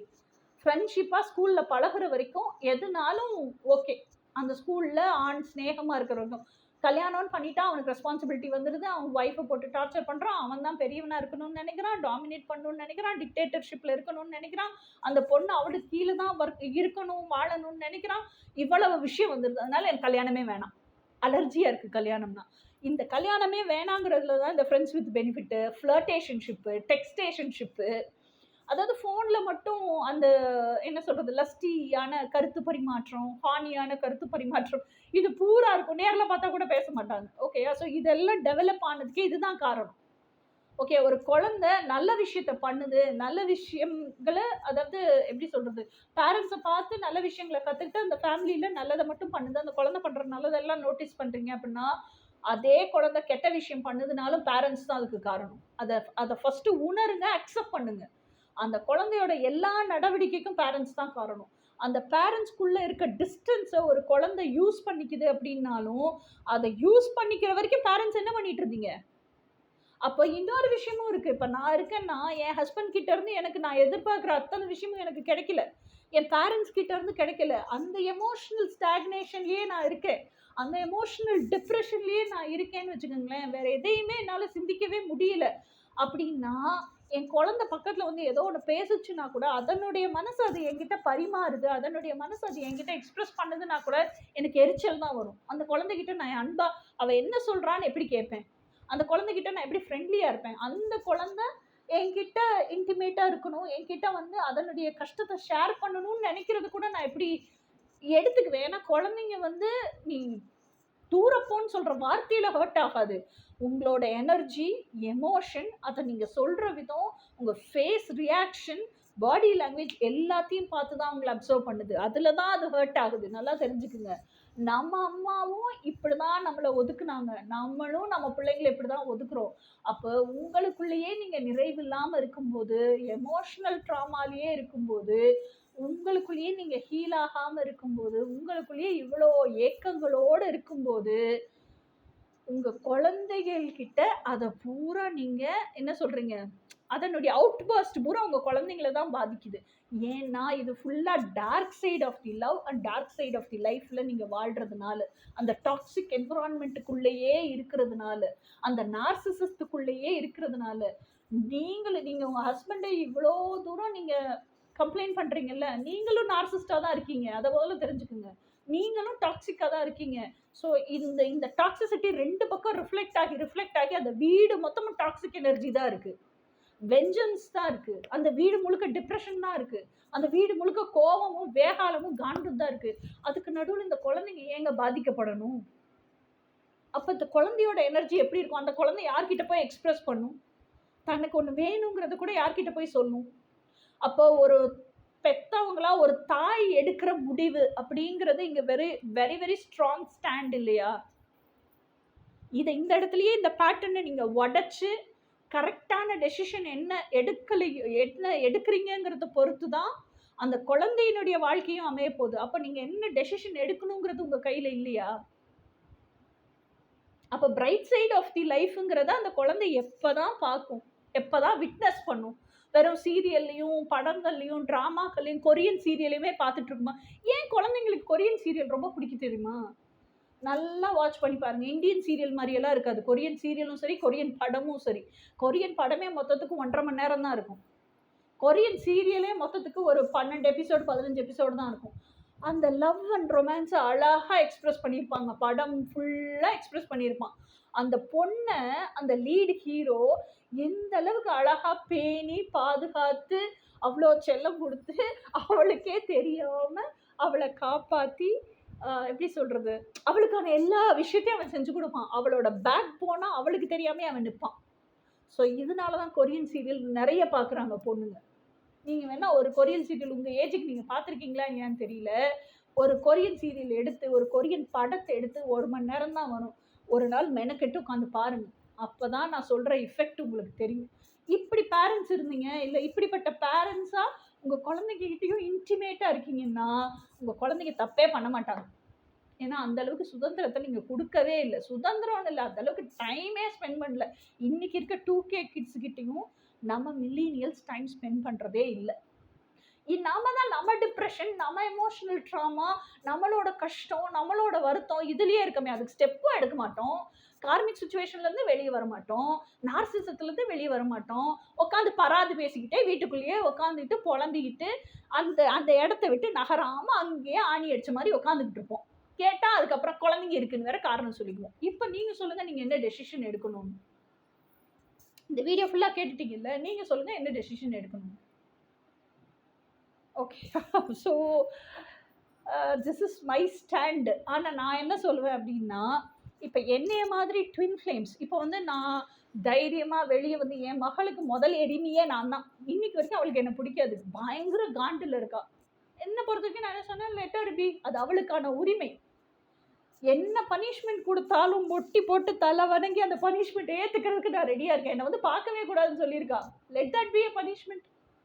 I am ready to accept it. ஆனாலும் இன்னொரு விஷயத்தையும் நான் சேர்த்து ஸ்ட்ராங்காக சொல்லுவேன். என்னன்னா, இதெல்லாம் ஒரு பக்கம் இருந்தாலும் அவளுக்கு ரோல் மாடலும் நான் தான். இன்னைக்கு நான் வெளியே வந்து இந்த ஸ்டாண்ட் எடுத்து எனக்கான செல்ஃப் லவ் ப்ராக்டிசஸை நான் பண்ணி எமோஷனல் ஹீலிங் பண்ணி என்னோட ட்ரீம் லைஃப்பை நான் ஹாப்பியாக தனியாக சிங்கிளாக வாழ்ந்து என்னோட ட்வின் ஃப்ளேமை மேனிஃபெஸ்ட் பண்ணி என் ட்வின் ஃப்ளேம் கூட இவ்வளோ ஹாப்பியாக ஒரு ஃபிசிக்கல் யூனியனில் இருக்கேன் அப்படின்னா, என்னோட என்னோட கம்ப்ளீட் ஹோல் ட்ரீம்ஸையும் நான் வாழ்கிறேன், பிரைட் சைட் ஆஃப் தி லைஃப்பில் இருக்கேன் அப்படின்னா ஷீ இஸ் விட்னஸிங் தட். ஒரு குழந்தை அதை சூஸ் பண்ணுமா, டார்க் சைட் ஆஃப் தி லைஃப்பை சூஸ் பண்ணுமா? இன்னைக்கு இருக்க கோவத்தில் வேணா விட்டுருவா, என்னைக்கா இருந்தாலும் அவளுக்கு ரோல் மாடல் நான் தான். அந்த மாதிரி நிறைய குழந்தைங்களுக்கு ரோல் மாடல் நான் தான். அந்த மாதிரி ரோல் மாடலாக இருக்கணும்னே உங்களுக்கு தோணலையா? எங்கள் வீட்டில் இருக்கிற குழந்தைங்க எங்கள் 2 பேரையும் பார்த்தா, என்னையும் என் ட்வின் ஃப்ளேமையும் பார்த்தா அப்படி ஆச்சரியப்படுவாங்க. அந்த அந்த பார்க்கும்போதே அந்த ஹாப்பி வைப்ஸ் தெரியும் எல்லாருக்கும். எல்லாருமே அஷ்டானிஷ்டா பார்ப்பாங்க. அவ்வளோ எப்படி சொல்கிறது, பார்த்தாலே தெரியும்ல அந்த கெமிஸ்ட்ரி, அந்த மாதிரி பார்ப்பாங்க. இன்னொன்று, அவங்க வீட்டு குழந்தைங்களும் அப்படிதான் பார்ப்பாங்க. அவங்க வீட்டு குழந்தைங்களும் குழந்தைங்களும் அப்படிதான் பார்ப்பாங்க. அவங்க வீட்டு குழந்தைங்களுக்கு அவன் மாமா, ஆக்சுவலா நான் வந்து அத்தை, அவன் மாமா, நான் அக்கா. ஓகேயா? ஏன்னா எல்லா குழந்தைங்களோட குழந்தைகள் நடுவுல போய் உட்காந்து கதை பேசுவேன் நான். அந்த மாதிரி நேச்சர் எனக்கு. ஓகேயா? ஸோ இப்போ நான் என்ன சொல்ல வரேன்னா, நம்ம வீட்டு குழந்தைங்க 2K கிட்ஸ் என்ன நினைக்கிறாங்கன்னா, இந்த கல்யாணம் ஆனாலே ஒரே டென்ஷன், ஒரே பிரச்சனை, சண்டை இப்படிதான் இருக்கும். அதனால பொண்ணுங்களுக்கு கல்யாணம் வேணாம். இன்னொன்னு, முந்தி காலத்துல ஃபினான்ஷியல் டிபெண்டன்சி இருந்துச்சு. நம்ம அம்மா ஃபினான்ஷியலா அப்பாவுக்கு டிபெண்டண்டா இருந்தாங்க. இது எங்க அம்மா அப்பா காலத்துலயும் அப்படிதான், எங்க காலத்துலயும் அப்படிதான். ஃபினான்ஷியலா டிபெண்டண்டா இருந்தாங்க. இன்னைக்கு நான் நல்லா படிச்சிருக்கேன், காலேஜுக்கு போறேன், கேம்பஸ் இன்டர்வியூல செலக்ட் ஆகுறேன், நான் நல்லா வேலை பார்ப்பேன், என்னைய பாத்துக்கிறதுக்கு நான் இருக்கேன், எனக்கு போதும். எவனோ ஒருத்தன் சம்பாரிச்சு என்னைய பாத்துக்கிறேங்கிற பேர்ல அவனுக்கு கீழேயே என்ன வச்சிருந்த அந்த வாழ்க்கை எனக்கு வேண்டாம் அப்படின்னு பொண்ணுங்க. பசங்க எப்ப பார்த்தாலும் அம்மா அப்பா சண்டையவே பார்த்துருக்கோம். இந்த அம்மா அப்பா கிட்ட இருந்தே பூரா காசையும் வாங்கிக்குது. எல்லா செலவும் அப்பா கையில இருக்க காசை வச்சுதான் செய்யுது. அப்பாவையே குறை பேசுது. அப்பாவை சரி பண்ணவும் மாட்டேங்குது. அம்மா வந்து அப்பாவை அன்பால திருத்த மாட்டேங்குது. அப்பாவுக்கு புரியுற மாதிரி எடுத்து சொல்ல மாட்டேங்குது. அப்ப நமக்கு வர பொண்டாட்டி இப்படித்தானே இருப்பா. நம்ம கஷ்டப்பட்டு மாங்குன்னு படிச்சு வேலைக்கு போய் அவ்வளோ நேரம் ஒர்க் பண்ணிட்டு காசு சம்பாதிச்சுட்டு வந்து பூராத்தையும் அவ கையில கொடுத்துட்டு அவ இதையும் வாங்கிட்டு நீ என்ன சரியா கவனிக்கலடான்னு குறை பேசுவா. குறை பேசிட்டதும் இல்லாம அவங்க அப்பா அம்மா வீட்டுல வேற போய் கம்ப்ளைண்ட் பண்ணுவா. ஏன் கூடயும் சந்தோஷமா வாழ மாட்டா, ஏன் நிம்மதியும் போயிடும். இம்பிட்டு எதுக்கு? நான் சம்பாரிச்சனா, எனக்கு பிடிச்ச வாழ்க்கையை ஹாப்பியா வாழ்ந்தனா, ஃப்ரெண்ட்ஸ்ன்னு ஒரு 4 பேர் வச்சிருக்கேனா, அதுல எனக்கு பிடிச்ச ஒருத்திக்கிட்ட அரட்டி அடிச்சேனா, கடலையை போட்டனா, நான் ஹாப்பியா இருந்தேனான்னு வாழ்ந்துட்டு போறேன். இப்படிதான் இருக்காங்க 2K கிட்ஸ். இவங்க இந்த பேட்டர்னே சேஞ்ச் ஆகணும் அப்படின்னு சொன்னா அவங்க என்ன பண்ணணும்? வெறும் ஒரு இன்ஸ்டாகிராம்லயும் யூடியூப்லயும் இந்த மாதிரி கப்புள்ஸை, இந்த மாதிரி மோட்டிவேஷனல் ஸ்பீச்சஸை கேட்டுக்கிட்டே இருக்கக்கூடாது. ரியல் லைஃப்ல உண்மையிலே யுனைட்டான ஹை வைப்ரேஷனல் சோல்மேட்டாக இருக்கட்டும், இல்லை ட்வின் ஃப்ளேம்ஸாக இருக்கட்டும், அவங்கள விட்னஸ் பண்ணணும். அவங்களோட லைஃப் ஸ்டைலை பார்க்கணும். அந்த செல்ஃப் லவ் பாத்துல சிங்கிளா இருந்தாலும் ஹாப்பியா இருக்கதை பார்க்கணும். சிங்கிளா ஹாப்பியா இருந்து ட்வின் ஃப்ளேமை மேனிஃபெஸ்ட் பண்ணி ட்வின் ஃப்ளேம் கூட ஃபிசிக்கல் யூனியன்ல வாழ்ற வாழ்வியல் முறையை பார்க்கணும். இதெல்லாம் விட்னஸ் பண்ணாதான் அவங்க மனசுல பதிஞ்சிருக்கு பாருங்க, கல்யாணம்னாலே டார்க் சைடு அப்படின்னு. அது உடைஞ்சு கல்யாணத்துக்கு அப்புறம் இப்படி நம்மளோட ட்ரீம் பர்சனை மேனிஃபெஸ்ட் பண்ணி கல்யாணம் பண்ணிட்டா இவ்வளோ பிரைட்டா இருக்கும் போல் இருக்கு லைஃப், இவ்வளோ ஹாப்பியா இருக்கும் போல் இருக்கு, நம்ம இஷ்டப்பட்டதெல்லாம் நம்ம வாழலாம் போல் இருக்கு, நம்ம ஓன் ஸ்கின்ல வாழலாம் போல் இருக்கு, நம்ம ஆத்தென்டிக் செல்ஃபாவே வாழலாம், நம்ம எந்த மாஸ்க்கும் போட்டுக்க தேவையில்லை, நம்ம வந்து ஹாப்பியா நானாகவே இருக்கலாம் போல் இருக்கு அப்படிங்கிற நம்பிக்கையே அப்பதான் வரும். அதுதான் bright side of the life. ஓகேயா? இந்த பிரைட் சைட் ஆஃப் தி லைஃப்பை நீங்கள் உங்கள் குழந்தைங்கள விட்னஸ் பண்ணவே வைக்கலைன்னா குழந்தைங்களோட ஃப்யூச்சர் ரொம்ப கஷ்டம். இப்போ நீங்கள் என்ன முடிவெடுக்கணுங்கிறத நீங்கள் டிசைட் பண்ணிக்கோங்க. It's in your hands. எப்போனாலும் கடவுளே உங்களுக்கு ஃப்ரீ வில் சாய்ஸை கொடுத்துருக்காரு. Why will I take it away? Okay, I don't have any right to take it away. இது என்னோட கைடன்ஸ். ஓகேயா? ஒரு பெண் எடுக்கிற முடிவு சமூகத்தில் பிரபஞ்சம் வரைக்கும் அதிர்வலையை உருவாக்கக்கூடியது, அத்தனையுமே மாற்றி புரட்டி போடக்கூடியது. இதே டாக்ஸிசிட்டிக்குள்ளேயே இருந்துட்டு அவஸ்தப்பட போறீங்களா? ஆணும் தான் எப்போதாங்க மாறுவான்? இப்படியே பொண்ணை டார்ச்சர் பண்ணிக்கிட்டே இருந்தா எந்த ஸ்டேஜில் தான் அவன் மாறுவான்? எந்த ஸ்டேஜில் தான் உணர்வான்? நம்ம இப்படி பாடாப்படுத்தணும்னா அந்த பொண்ணு பர்மனெண்ட்டாகவே நம்ம லைஃப்பை விட்டு போயிடுவாங்கிறது என்னைக்கு அவனுக்கு பொறி தட்டும்? இது பொறி தட்டுற வரைக்கும் உட்காந்துட்டு இருக்க போறீங்களா? இல்லை இந்த டாக்ஸிசிட்டிக்குள்ளேயே இருந்து அனுபவிச்சு, இல்லைங்க என்னால் போக முடியல, காரணங்களையும் கதைகளையும் உருவாக்கி அதுக்கு மொலாம் பூசி சமம் பண்ணி அதெல்லாம் காரணங்களையும் கதைகளையும் சொல்லிட்டு அதுக்கு பின்னாடியே ஒளிஞ்சுக்கிட்டு இருக்க போறீங்களா? இல்லை இந்த டாக்ஸிசிட்டிக்குள்ள இருந்தெல்லாம் வெளியே வந்து தைரியமாக ஒரு ஸ்டாண்ட் எடுத்து திஸ் இஸ் ஹூ ஐ ஆம், என்னால் இதுக்கு மேலே என்னை ஏமாற்றிட்டு வாழ முடியல, செல்ஃப் பிட்ரேயல் லைஃப்பில் வாழ முடியல, எனக்கு பிடிச்சதை வாழ்றனும் வாழலையோ, எனக்கு பீஸ் ஆஃப் மைண்ட் வேணும்னு அந்த நார்சிசத்துக்குள்ளே இருந்தெல்லாம் வெளியே வர போறீங்களா? முடிவு உங்கள் கையில். It's up to you. இதுதான் பேரண்டிங்க்கு என்னுடைய ஸ்டாண்டு, என்னுடைய டெசிஷன். ஸோ இது எத்தனை பேர் என்னை திட்ட போகிறீங்கன்னு எனக்கு தெரியல, இல்லை எத்தனை பேர் என்னை புரிஞ்சுக்க போகிறீங்கன்னு எனக்கு தெரியல. Still okay, all is there in the game. என்னோட லைஃப் பர்பஸ் எனக்கு வாழணும். பாய்.